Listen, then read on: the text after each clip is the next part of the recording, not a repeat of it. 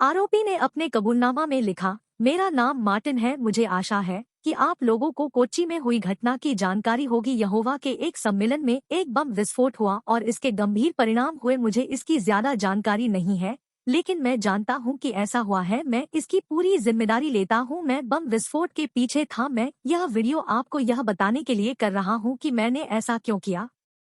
उसने लिखा, मैं 16 वर्षों तक इस संगठन यहोवा विटनेसेस का हिस्सा था। मैं तब मुद्दों को लेकर गंभीर नहीं था। 6 साल पहले मुझे एहसास हुआ कि यह एक गलत संगठन है और इसकी गतिविधियां देश विरोधी है।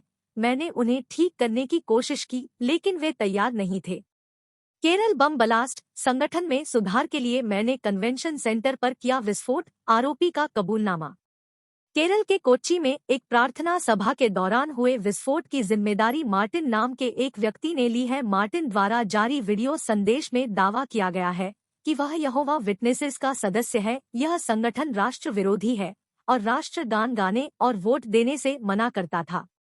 उसने इसमें सुधार की कोशिश की, लेकिन वे उनकी बात मानने के लिए तैयार नहीं थे। रविवार सुबह कोच्चि में एक प्रार्थना सभा के दौरान हुए विस्फोट में एक व्यक्ति की मौत हो गई और 36 से अधिक लोग घायल हो गए।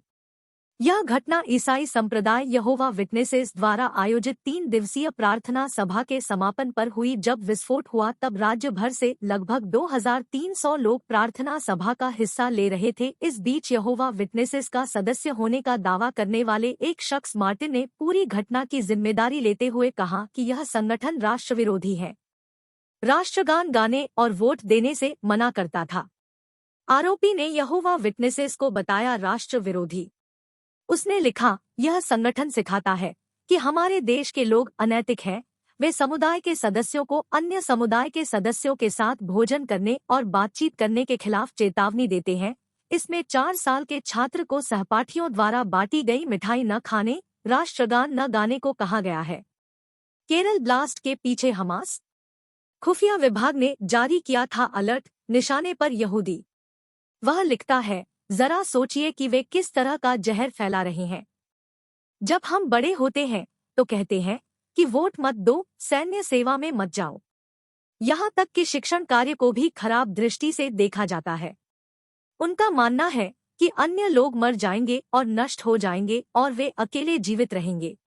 मुझे कोई समाधान नहीं मिल सका। मैं जवाब देना चाहता था। मैंने यह समझने के बाद निर्णय लिया कि यह देश के लिए अच्छा नहीं है। कौन है यहोवा विटनेसेस? 1870 के दशक के अंत में ईसाई जायोनीवादी चार्ल्स टेज रसेल द्वारा स्थापित यहोवा विटनेसेस के दुनिया भर में 8.5 मिलियन से अधिक सदस्य हैं। केरल में इसके सदस्यों की संख्या कथित तौर पर 10,000 से अधिक है। यह ईसाई संप्रदाय पहली सदी के ईसाई धर्म का पालन करता है और बाइबल को अपनी मान्यताओं के लिए अंतिम अधिकार मानता है। वे यहोवा को ही एकमात्र सच्चा परमेश्वर मानते हैं।